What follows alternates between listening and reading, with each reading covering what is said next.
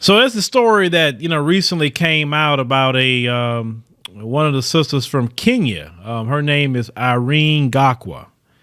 And, her last WhatsApp video call with her parents, they said it was, good and everything was great. They said, but it was hint something was off. They said when her face appeared on the phone screen, they said her dad teased her and she looked hungry and tired. They say she smiled and was more subdued. He said her hair, was short. He said usually braided, was rumpled. He said, make sure you drink hot milk and relax. That's what her dad said from his living room in Nairobi. Now, they said it was February 24th. They said the last time anyone in the family saw her. So a month later, less than 3 years after Gakwa left Kenya for the United States, it said her family reported her missing. It said at the time of the February video call, Gakwa's parents were not aware she was living in Gillette, Wyoming, with a man she met on a Craigslist forum. Now, see right there. Anybody that's from here would have told you don't be meeting nobody on those Craigslist. And surely not the guy that she met. Like, come on. Guys that look like this guy that she met, we all know that spells trouble. That's incel looking guy. Look, let's call it what it is. I don't know what the sister saw in him. I don't even know. Listen, this man don't even have a visible neck. Why in the world he ended up with this woman? I was trying to figure this out. Now, they said had no way of knowing the police would later accuse the man of removing money from her checking account, maxing out her credit card, and deleting her email account. And they never imagined that 6 months would go by without a word from her. Well, listen, if you know your child's movement and you ain't heard from your child, as a parent, you're like, okay, well hold on. Let me figure out what's the deal. Let me figure out what's going on. See, listen, ain't no way you should not hear from your child for 6 months. No. Now, they said, and I quote, she always been a daddy's girl, said her father, Francis Campbell, in a recent phone interview from Nairobi. He said he took a deep breath and recalled the last video call with his only daughter and youngest of his 3 children. He said she was supposed to come home for Christmas this year. He said, I was going to buy that ticket myself for her to come. He said she couldn't afford it. He said, now I don't know if I ever see her again. Now, they said Gakwa's family, it spans 2 continents. They say, of course, 9,000 miles apart. They say her parents live in Nairobi while her 2 older brothers, Chris Munga and Kennedy Wanayitna, lived in the Idaho city of Meridian, a Boise suburb. Why in the world y'all in Idaho? Y'all, see, brothers and sisters that come from throughout the world, you need to sit down, befriend your distant cousins, Black Americans, and you need to just get a crash course on what to do, what not to do, who to date, who not to date, where to live, and where not to live. You need to do that because that would be the difference of life and death for you. Just like when I go into different countries, I start befriending people, I start making relationships with people, and I ask many questions. I don't know why some y'all come here and do not do the same. That is a safety issue. That is a way to keep you safe from different things. Like, hey, don't go down that street, but go over here. Don't fool with these group of people because they this and that and the third, but go over here. The police ain't liking your country. Let me tell you about the police. You know what I'm saying? You got to do that. Now, continuing. They say her father started worrying late February when she did not respond to repeated video calls. That was unusual for the 32-year-old who spoke to her parents every other day. Okay. If your child spoke to you every other day and you ain't heard from her in a month, when you used to every other day, that's when you really start worrying. Look, you hear from her a week. When it got to 2 weeks, that's when you really should start scrambling. You know what I'm saying? I'm just saying how I would be. Because me as a parent, when it comes to my kids, no. Now, say in her written message, it sounded odd. As her family said, instead of a mix of Swahili and Kenyan slang she uses, it said the message was stilted in English. It's like someone was using Google Translate to send them. It said the text would be out of place, her father says. In March, it says between the video call and the day that she was reported missing, her parents received some short WhatsApp messages from her account. Said some made excuses to why she wasn't doing video calls. Said, Dad, I dropped my phone in the water and now the microphone doesn't work. Another said, I just want you to know I love you and miss you. And Mom said, we miss you. We want to see you. Said, not just chat on WhatsApp. Her father responded, we always love you. You will be my daughter forever. So obviously this dude was messing around. on her thing. It said the last WhatsApp messages came on March the 9th. It said 3 siblings shared a cell phone family plan. After Gakwa's brothers could not reach her, they looked through her phone records and called a close friend she talked to numerous times. They said that they found out she had been living with her boyfriend, Nathan Heitman, 39, it said in a modest 3-bedroom house in Gillette. They said the couple had dated since 2020 but had broken up several times. And said her brothers thought they parted ways and were not aware they rekindled their romance and moved in together. Sister, I don't see what you see in this dude, sis. I don't see it. Come on now. Listen, black women in America know not to fool with dudes like this. It said her brothers reported her missing to the Gillette Police Department on March the 20th, and after an officer talked to Heitman the same day, according to the affidavit of probable cause, it's in related separate criminal case against her boyfriend. Heitman told the officer he last saw Gakwa in February. He said when she came home one night, packed her clothing in 2 plastic bags and left in a dark colored SUV. He said he told police he hadn't heard from her since. He said he withdrew money from her bank account, so she would be forced to contact him if she needed money. Now, Heitman did not respond to her brother's request to hand over her stuff in the home. They implored him to give them her documents, including her Kenyan passport, but Heitman declined. He said Heitman is considered a person of interest or disappearance and has not made himself available to detectives looking to resolve questions that exist in an investigation. So why wasn't he arrested? Because if a black person is even halfway accused of anything, they get picked up if they ducking and dodging the police. They say, we believe he has information pertaining to the disappearance of Irene, but he is elected not to provide the information to law enforcement at this time, according to a Gillette police detective, Dan Stroke.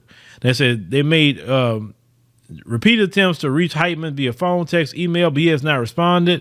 The message was left with his public defender.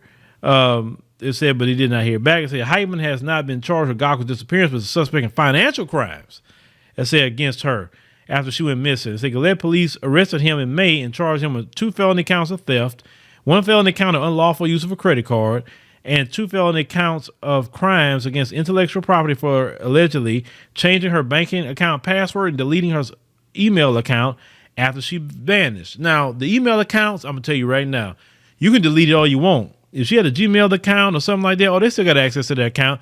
The administrator or that account got to delete them. If he, you know what I'm saying? If he deleted social media and all that, then people got that. So it said between February and March, Heitman transferred $3,700 from Gakwa's bank account to his own and spent an additional $3,230 on her credit card, court documents alleged. And I say he also changed her banking passwords and deleted her Gmail account. Court documents say all were made from an IP address associated with Heitman. After the date he told police Gakwa moved out.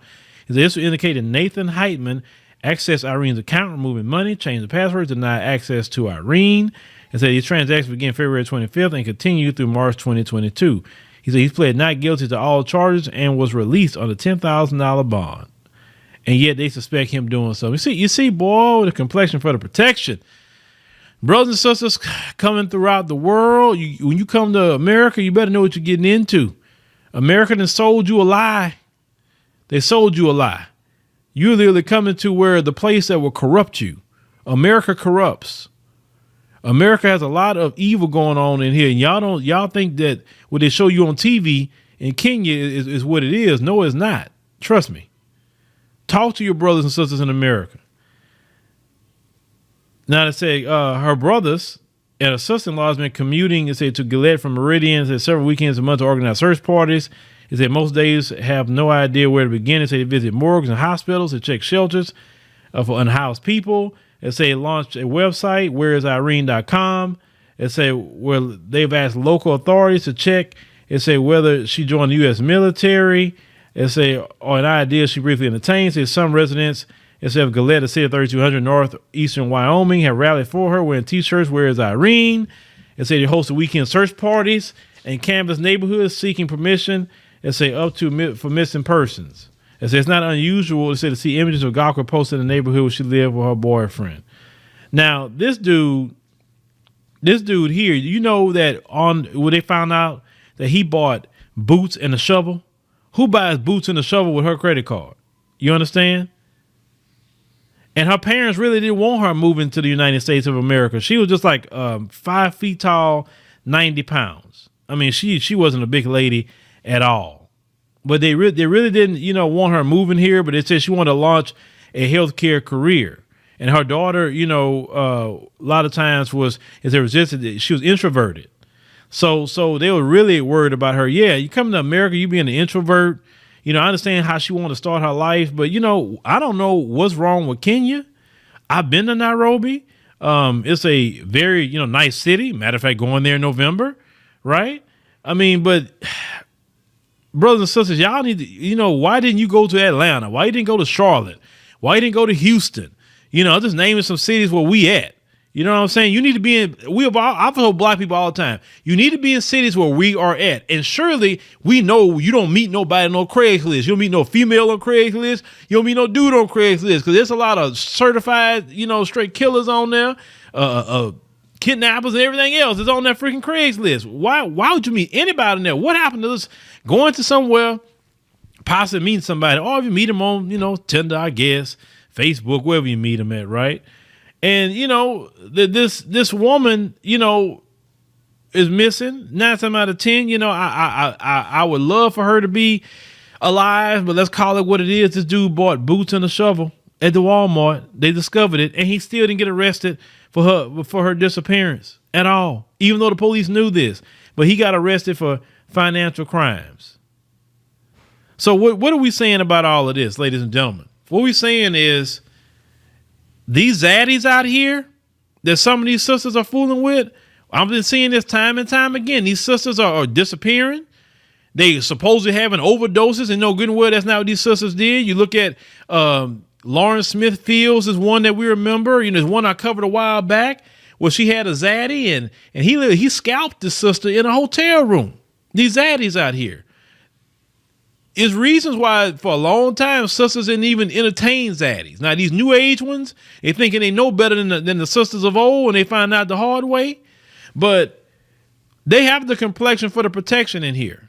See, in Kenya, you could possibly get something done, but here in the United States, no. They literally got him saying he bought freaking a shovel, he bought boots. Obviously, he buried this woman. She's 5 foot 90 pounds. He buried her somewhere. And a place like Wyoming, with all them woods and all that stuff is at, come on.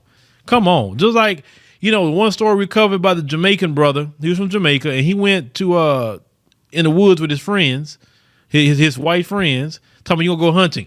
Every black American know you don't go to the woods hunting with them folks. You don't do it. But yet, like I said, y'all, it would be better for your life. And repeat this again: when you come to this country, befriend some black Americans, okay? And ask them, hey, I'm new to the country. I'm happy to be here. What should I do? What should I not do? Who should I not hang around? Who I should hang around? And just give them the game. I don't mind even asking those questions. If somebody asks me, I'm going to tell them. I'm going to say, listen, you do what you want. You're grown. But I'm going to tell you with this and that and the third right here. Because I want to make sure that you can get back and forth home to your family and no issues, no problems with you. But my motto has always been move to an area where at least minimum the population of black people is at least a minimum 10% or more. Preferably if you can move to one higher, that's 20+%. Awesome. But at least that. Don't move no place where black folks are only 1% of the population. That doesn't make sense. Because what I've learned by covering these stories over the years is that you have more white supremacists in those areas. There's only like 1-2% black. So they have no problem trying you because you don't got no backup. At least a place like Houston, Dallas, you got some backup. Atlanta, you definitely got some backup. What, more than 51, 52% black? You got some hella backup over there. You know what I'm saying? Move places where you got some backup when you got your people.